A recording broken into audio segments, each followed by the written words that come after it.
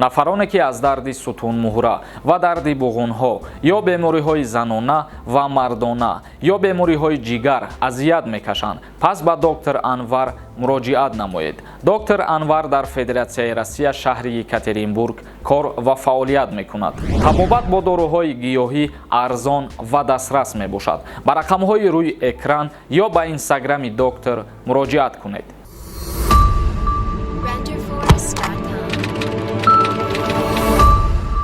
ассалому алайкум ба ҳама тамошобинони барномаҳои Сорбон Сафаров, барномаҳои канали Юристи Ҷей.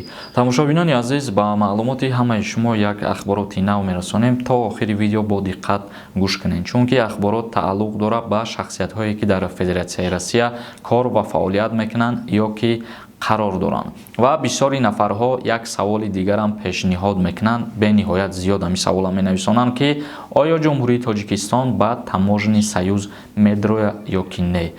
бародарони азиз, апаҳо, модаро, хоҳаро, ҷавоб ба ин саволи шумо ҳамие ки дар бораи ба таможни Союз дуромадани Тоҷикистон ягон маълумот ва ягон қарор ба имзо расидагӣ нест. айни ҳол сафари президенти ҷумҳурии Тоҷикистон ба Федератсияи Россия шаҳри Санкт-Петербург барои гузарондани мулоқот буд, вале пас аз анҷом расидани мулоқот чӣ шартномаҳо ва чӣ дигаргуниҳо ба имзо мераса ё чӣ қарорҳо ба имзо мераса маълум кишид. мо ҳатман ба шумо хотиррасон мекунем, ҳамаша мефаҳмонем ва ногуфта намуна. барои дуромадани таможни Союз ягон маълумот нест ва ягон қарорам нест. айни ҳол хабари мо оиди муҳоҷирони бепатент ихроҷ мешаванд ва корфармоён ҷаримаи ҳангуфт. муҳлати имтиёзҳои муваққат ирокардаи Владимир Путин барои муҳоҷирон ба анҷом мерасад. дар Русия аз 1 январ шаҳрвандони хориҷӣ на танҳо барои фаъолияти кории ғайриқонунӣ ҷарима, балки эҳтимол аз ин кишвар ихроҷ низ шаванд. дар ин бора вазорати корҳои дохилии Федератсияи Россия хабар додааст. вазорат афзудааст муҳлати имтиёзҳои муваққатӣ барои муҳоҷирони корӣ ки аз ҷониби президенти Владимир Путин ироа шуда буд 31 декабри соли 2021 ба охир мерасад.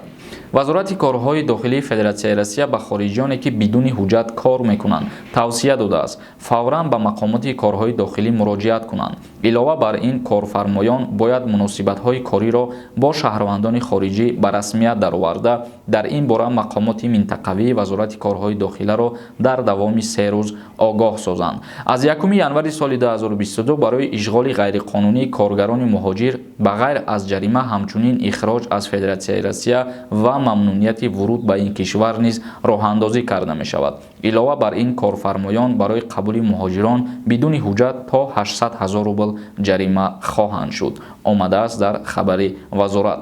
яъне пештар вақтҳо бепатент агар дар кору фаъолият муҳоҷироро дастгир мекарданд, ҷаримашон мекарданд ва дар тӯли 2 бор дастгир карданашон баъдан депортатсияшон мекарданд. шурӯъ карда аз 1 январи соли 2022 ҳар як муҳоҷире ки дар Федератсияи Россия қарор дорад дар мигратсиони карташ работа нависондагиай, вале бепатент гаштугузор мекунад ё бепатент кору фаъолият мекунад, дарҳол ура ки дар рейдҳо дастгир кардан аз Федератсияи Россия депортатсияш мекунанд. ва ногуфта намона бепатента корхонае ки кору фаъолият мекунен ана ҳамун корфармора, яъне соҳиби корхонара низ 800 000 рубл ҷарима мекунанд. ба ҳамин хотир ҳар як шахсияте ки айни ҳол дар Россия қарор дора пага охирон рӯзи муҳлате ки ба вазорати корҳои дохилии Федератсияи Россия муроҷиат кунанд ва шурӯъ карда аз 1 январ рейдҳо сар мешавад ва касе ки бепатент кору фаъолият мекунад ё касе ки ба мигратсиони картаи работа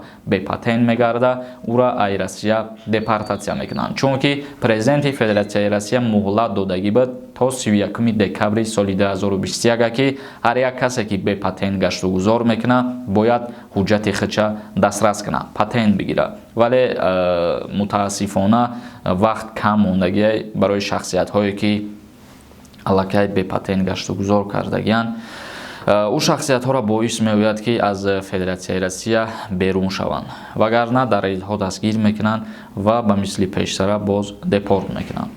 ва ногуфта намона ки баъд аз соли нав қарори нави Федератсияи Россия оиди муҳоҷиро ҳамин буд ки кортҳои пластикӣ дода мешавад ва дар дохили кортҳои пластикӣ ҳамаи маълумотҳо оиди ана ҳамон мигрант ворид карда мешавад, аз ҷумла регистратсия, патент ва дигар ҳуҷҷатҳое ки лозиманд ҳамаш дар даруни ҳам кортҳои пластикӣ ворид карда мешаванд. Ин буд бародаро як хабари муҳими мо барои тамоми мардуме ки дар Федератсияи Россия қарор доранд ва хабарҳои нави моро интизор бошед.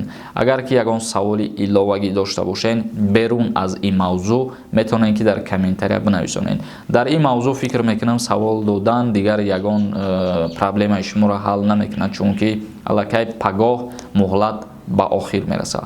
То барномаҳои дигар худованд ҳамаи мо шуморо нигаҳбон бошад.